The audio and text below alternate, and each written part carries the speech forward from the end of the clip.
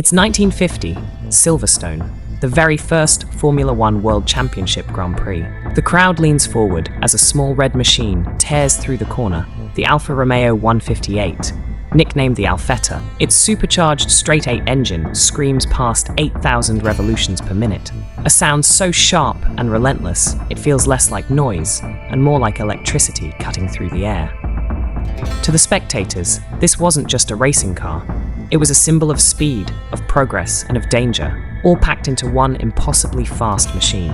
Inside the cockpit, drivers like Giuseppe Farina and Juan Manuel Fangio wrestled the wheel with bare hands. They wore leather helmets, simple goggles, no seatbelts, no crash structures, and no real protection. Every corner was a gamble, every straight a dare, and yet they pushed harder, faster, and further. The question everyone was asking became simple. What made this car so unstoppable? And why did it dominate so completely that rivals were left fighting only for scraps? This is the story of the Alfa Romeo 158. The machine that defined the dawn of Formula One. The Alfa Romeo 158, or Alfetta, meaning Little Alpha, wasn't just a racing car. It was the weapon that shaped the very first era of Formula One. When the FIA announced the new World Championship for drivers in 1950, Alfa Romeo already had a secret ace up its sleeve, a machine born before World War II, refined in secrecy during the conflict, and unleashed afterward with devastating effect. The world of racing in the early 1950s was raw, dangerous, and uncertain. Europe was still rebuilding from the war. National pride, technological rivalry, and sheer human courage fueled competition on the track. Teams like Ferrari, Maserati, and Talbot Lago were hungry to prove themselves, but Alfa Romeo had history on its side. They had dominated pre-war Grand Prix racing, and the 158 was their crown jewel. With a tiny 1.5-litre supercharged engine producing well over 300 horsepower, staggering numbers for the time, the Alfetta was not just fast. It was untouchable, and behind the wheel were legends. Giuseppe Nino Farina, who would become the first ever Formula One world champion, and Juan Manuel Fangio, a rising star who would soon be hailed as one of the greatest drivers of all time. This wasn't just a car, it was the foundation of a new sport, the machine that turned Formula One from an idea into a spectacle.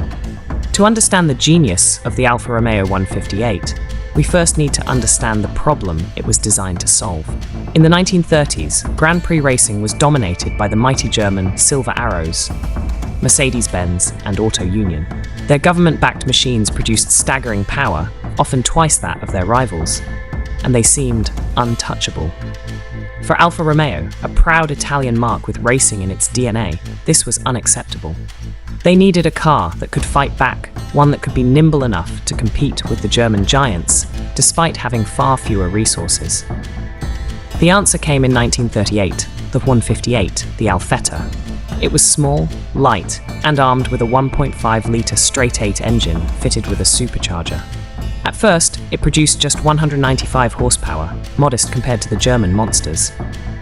But Alfa's engineers had a plan: keep refining, keep improving, and make the Alfetta a weapon of relentless efficiency. Then history intervened. World War II halted racing, and for years the 158 sat hidden away. But in the shadows, Alfa Romeo's engineers quietly upgraded the car. By the time racing resumed in the late 1940s, that once modest 1995 horsepower had climbed past 300. Suddenly, the Alfetta wasn't the underdog anymore. It was the predator. The challenge had shifted. No longer was Alfa Romeo fighting to keep up with Germany. Now, they had to defend their crown against new challengers. The rising Ferrari team, Maserati's relentless persistence, and the privateer squads desperate to make their mark in Formula One's brand new World Championship. The Alfetta had been forged to answer one question: could Italy build a car that would never bow to the giants of racing? The Alfa Romeo 158 may have been nicknamed Alfetta, Little Alpha, but its engineering was anything but small. Beneath its streamlined body sat one of the most advanced machines of its time, a car that balanced raw power with cunning simplicity. At its heart was a 1.5-litre straight-eight engine, equipped with a supercharger that forced extra air into the cylinders, dramatically increasing power.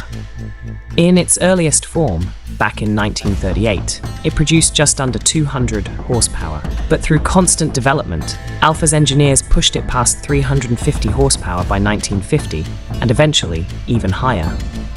For comparison, most rivals struggled to get near 300. Imagine squeezing the strength of a modern sports car engine out of something barely bigger than today's small commuter engines. That was the Alfetta's brilliance. The chassis was a simple but effective steel ladder frame, wrapped in an aerodynamic aluminum body that looked elegant yet purposeful. Suspension was independent at the front with a live axle at the rear, not exotic by modern standards, but perfectly suited to the tracks of the time. Brakes were large drum units, and while they faded under heavy stress, Alfa's advantage was simple. The car was usually so far ahead, it could afford to brake early. What made the Alfetta truly remarkable was how light and agile it felt compared to its rivals. Where heavier Talbots and Maseratis struggled in tight corners, the 158 danced through them, its short wheelbase giving drivers precision and confidence. Fangio himself praised how the car seemed to flow with the circuit, allowing him to push harder and earlier than others dared.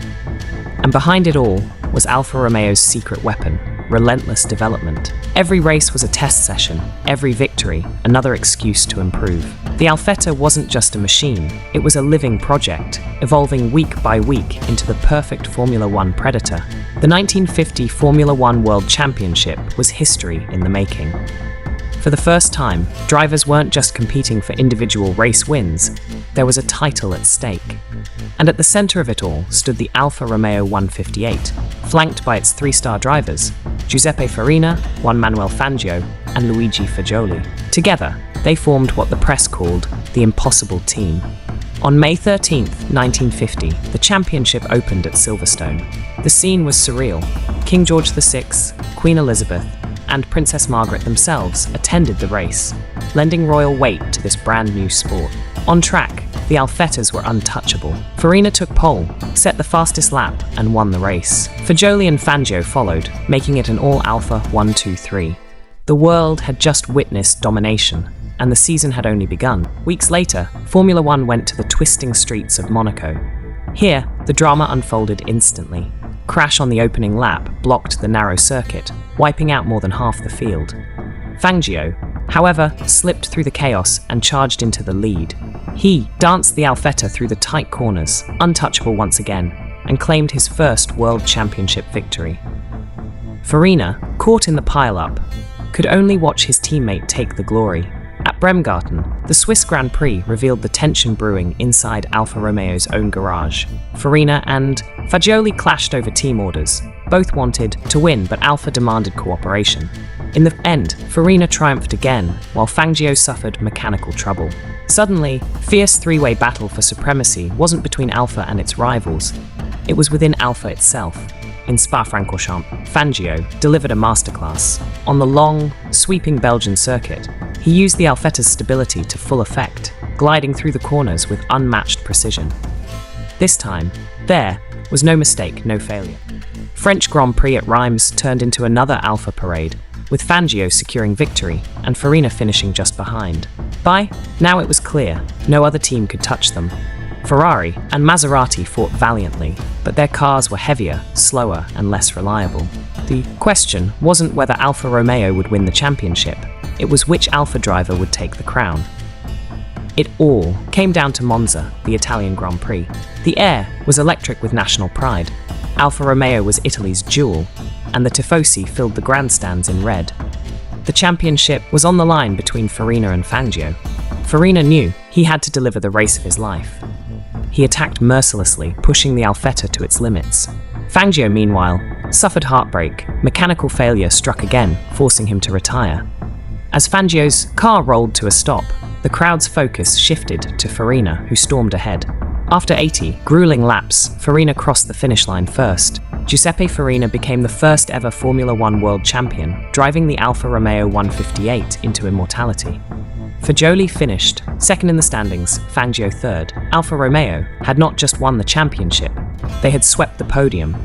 The dominance was, across 7 races, Alfa Romeo won every single one. The 158s often locked out the front row of the grid, set the fastest laps, and crossed the finish line in formation. For rivals like Ferrari, it was demoralizing. For Alfa Romeo, it was a crowning achievement. But beneath the champagne and glory lay a darker truth. The Alfetta was so powerful that it sometimes felt less like sport and more like inevitability. Fans admired its brilliance, but they also wondered, could any team ever break Alfa's stranglehold? The answer would come soon enough. But in 1950, the Alfetta stood alone, unchallenged, as the car that carried Formula One into history. The Alfa Romeo 158's dominance did more than win races. It set the tone for the entire future of Formula One. In 1950, Alfa Romeo wasn't just competing. It was creating the template for what a championship-winning team should look like. A blend of brilliant engineering, ruthless development, and world-class drivers united under one banner. The Alfetta became a legend not only because of its speed, but because of what it represented, the rebirth of motorsport after the devastation of war. The car's influence echoed through the paddock. Rivals like Ferrari and Maserati realized that brute strength was not enough. You needed balance, agility, and constant evolution to stay at the top.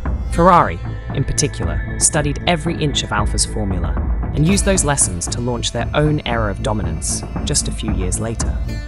The 158 itself evolved into the 159, pushing performance even further, though by 1951 the tide had begun to turn, and Ferrari finally broke Alfa's winning streak. Yet, the legend of the Alfetta was already secure. It had carried Farina to the first ever World Championship and given Fangio the platform to announce his genius to the world. It proved that a small displacement engine, when boosted with technology and vision, could humble giants. More than 70 years later, the Alfa Romeo 158 is still remembered as the car that didn't just race in Formula One. It defined it. When we look back at the Alfa Romeo 158, we aren't just talking about a car. We're talking about the spark that lit Formula One's fire.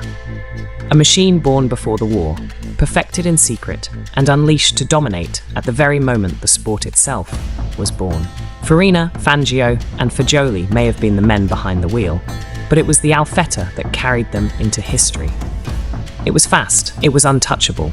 It was, for a brief but unforgettable moment, the very definition of Formula One perfection. And in its story, we see the DNA of the sport itself. Innovation, danger, glory, and relentless competition. So next time you watch a modern Grand Prix, with its hybrid power units and wind tunnel sculpted wings, remember the little red Alfetta. Because without it, Formula One might never have become the spectacle we know today. If you enjoyed this dive into the legends of racing, make sure to like, subscribe, and check out our other documentaries.